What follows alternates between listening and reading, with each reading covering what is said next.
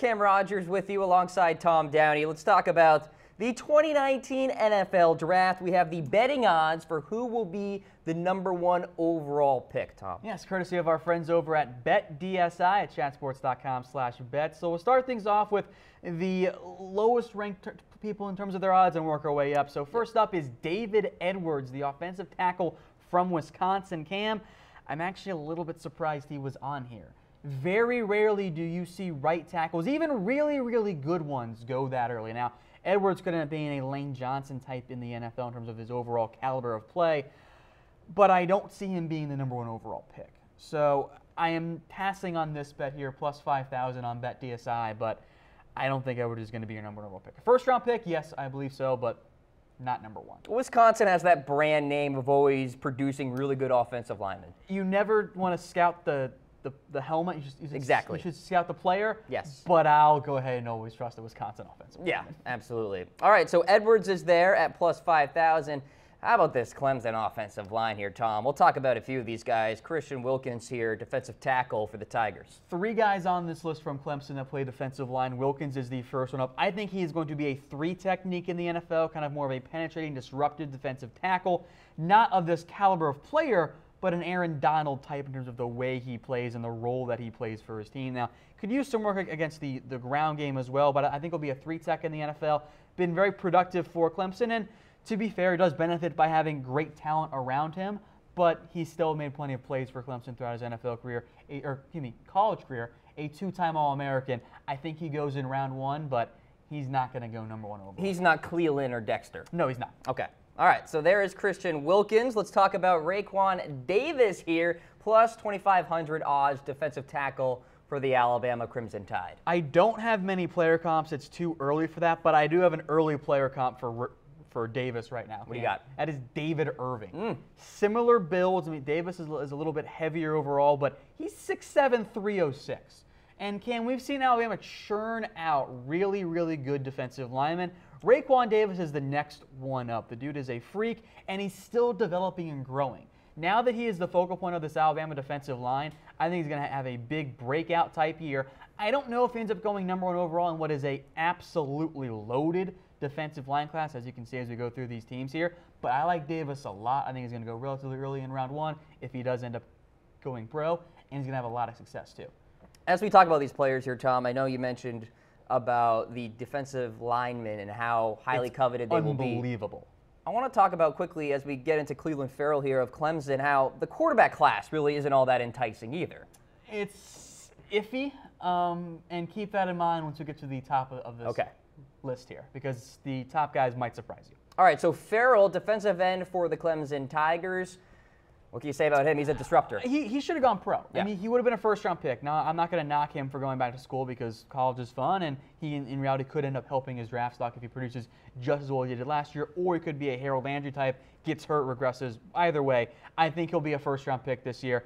I don't know if he becomes the #1 overall pick, but if you are a 3-4 team and you're looking for an outside linebacker, I think Farrell fits that role very well, better than even some of the other more highly touted edge guys, because I think there are a lot of good 4-3 defensive ends. Farrell, though, I think can play both and can stand up a little bit more than maybe a Nick Bosa can, even though Bosa can do both as well. But he had a great year last year. Again, he would have been a first-round pick. He went back to form the greatest defensive line in college football. Exactly.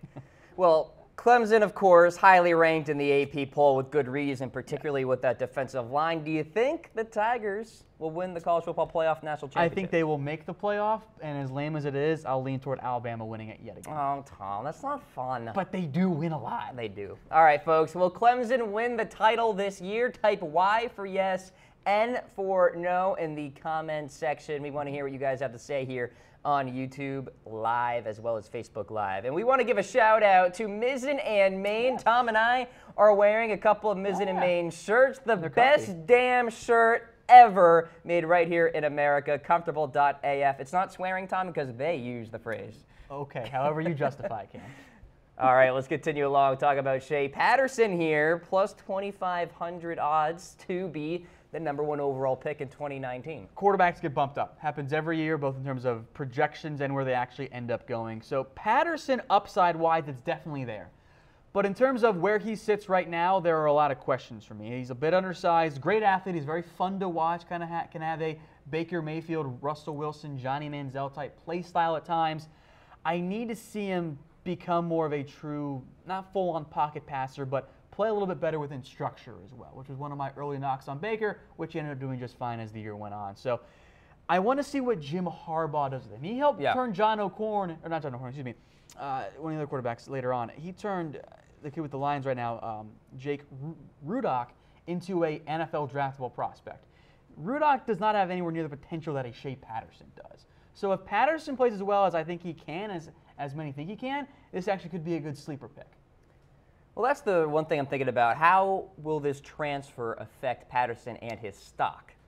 That's something that we'll have to track. It can help him because he's had some injury problems at Ole Miss. He's had some up and down play as well. Had some turnover problems. If he can play as well as I think he can under Harbaugh, he'll be an easy first-round pick because teams need quarterbacks, and Patterson has the upside that you want. After all, he was a very highly touted recruit coming out as well. The NFL season should be interesting, folks. What team will earn the #1 overall pick in 2019? Let us know in the comments section. Right now, the Miami Dolphins, Tom, are actually favored. Yeah, it makes sense. I can see that. I think the AFC East will set up well, and then I think, but the danger is that those teams could beat up on each other, so it could be a team that struggles overall. Maybe it's an NFC team if the Bucs completely fall apart. I was going to say the Bucs. They could be a fit as well. Yeah. All right, so let's summarize our list so far. Odds on who will be the #1 pick in 2019. Edwards, Wilkins, Davis, Farrell, Patterson. Tom, you're on BetDSI. Throwing any money? Patterson is the one guy that intrigues me because of the upside, but frankly, there are reasons that these guys are a little bit further down and have much higher odds. All right, some more names, of course, but we are presented by Man Crates. Do you know an awesome guy who needs a gift at Man Crates, folks? These gifts are carefully curated like a museum, but actually exciting. The website is mancrates.com. These are awesome gifts guys love. Tom, we love them. Beautiful website, easy to navigate. Oh, yeah, and if you've got a birthday coming up for a guy in your life, get him a Man Crate. Don't get him one of those ugly striped ties. Get him a Man Crate. They have the perfect gift for him on their website at mancrates.com. All right, let's continue along here and go through these odds. Now, Will Grier plus 2,500, Tom. I want no part of this. Yeah, I don't either. Look, there's some upside here with Will Grier, no doubt, and he'll probably be a relatively early draft pick. And statistically, he puts up good numbers. But there are more question marks for me with Will Grier than even a Shea Patterson. And they do have the same betting odds on BetDSI. And he can put up great numbers. He can move. I actually do like some of his intangibles as a leader. But there's a lot of scheme worries there. I think he's a little bit overrated overall, and the build is also not there. He's a bit undersized. You can kind of see it there in the photos. And the biggest problem for me is that West Virginia's scheme is not overly complex. What happens when he has to go beyond his first read? So I'll pay close attention to that this year for Will Grier. There's still some upside he can become a franchise quarterback, but I'd be very surprised if Will Grier ended up being the #1 overall pick. All right, let's go back to the Clemson theme here, Tom. We got Dexter Lawrence, defensive tackle for those Tigers, at plus 1,200 odds. Was a little dinged up last year, though.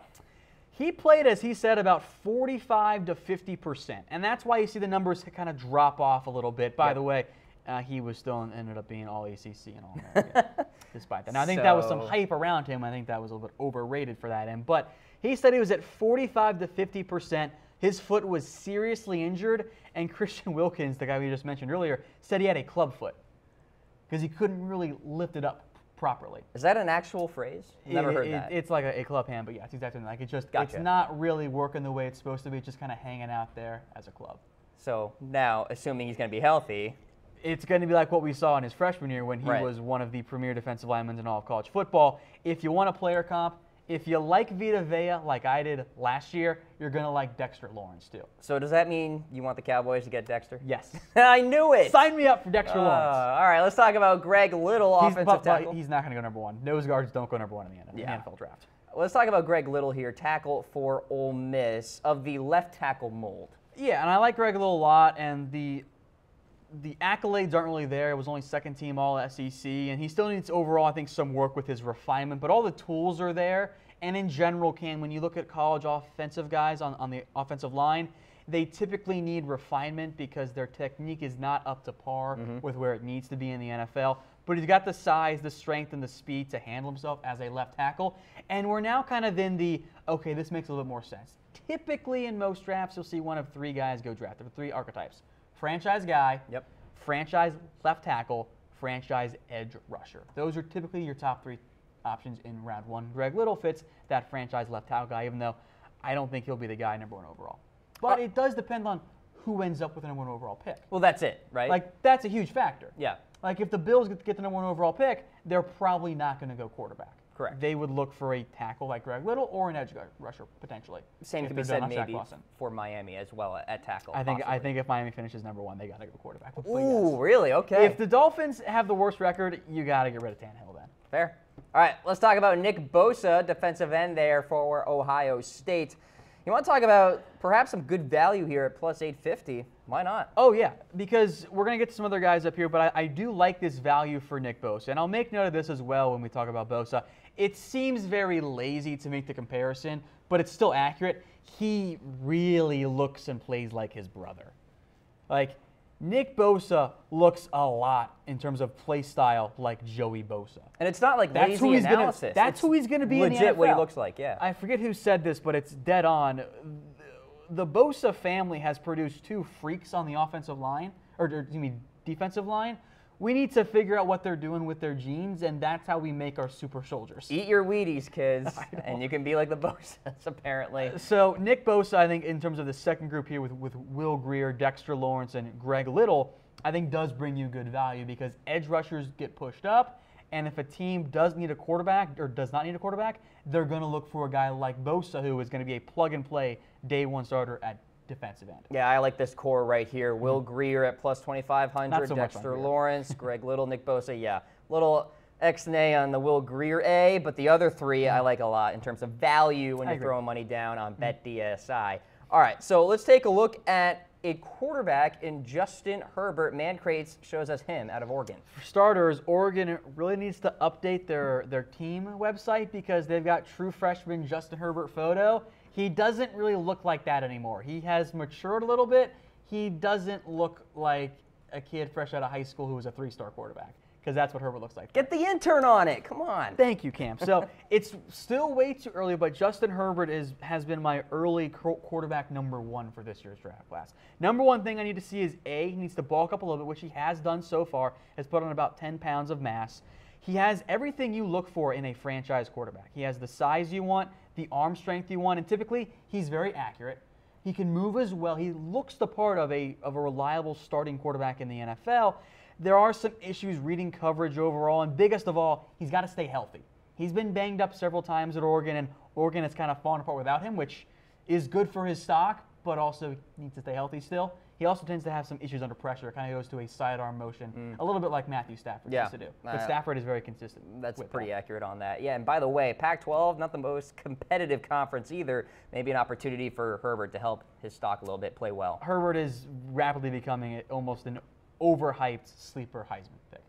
And you don't like that. You like the dark horse. I like the dark horse. Okay. I like to feel smart, and it doesn't make me feel of course smart, but everyone's doing it. Let's talk about Ed Oliver now of the University of Houston, defensive tackle. This guy can change a game. These are good odds here too at chatsports.com/bet on BetDSI, because Ed Oliver, I think, as we sit right now, is the best prospect in this year's draft class. Now, that can change, and frankly, it might very well end up changing because that's how the NFL draft works.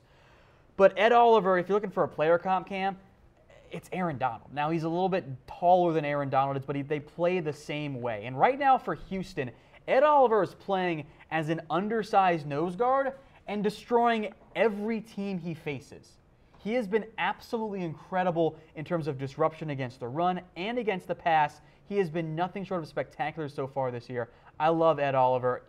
Look, he's Aaron Donald 2.0 in my eyes, even though a bigger version. He's going to put up fantastic numbers. That's some serious praise, by the way, Aaron Donald. Yeah. Okay, let's go back to the quarterback position. Jarrett Stidham of Auburn, plus 420 odds. What did you make of his play last year, Tom, and how do you think it'll translate to this season? It was up and down from what I saw last year, and there were definitely some good moments for Jarrett Stidham. And the upside, I think, is there. I'm a little surprised he's number 2 overall on the BetDSI odds. That's not where I would have pegged him at. You look at the stats, you see the completion percentage, that's a check mark there. The yards are fine. He can run a little bit too. The TDs are fine, but the TD to interception ratio, volume-wise, is lower than you would normally expect. 18-6 is not really high for an SEC quarterback. Now, the issue was that when Auburn got in the red zone, they just ran the football with Kerryon Johnson, I think for good reason. And I like a lot of what Stidham can do. I think the upside is there. He has the promise. The one thing that I want to see most out of Jarrett Stidham this year, he has got to fare better when he is behind and when he is playing better opponents. Every single game that Auburn lost this year can be traced back. You go look at Jarrett Stidham's stats. He didn't fare well. Stidham either had mistakes, he tried to force too much when he was behind. He has got to fare better against Alabama, against LSU, against other elite teams. If he does that, he's going to help his stock out in a big, big way.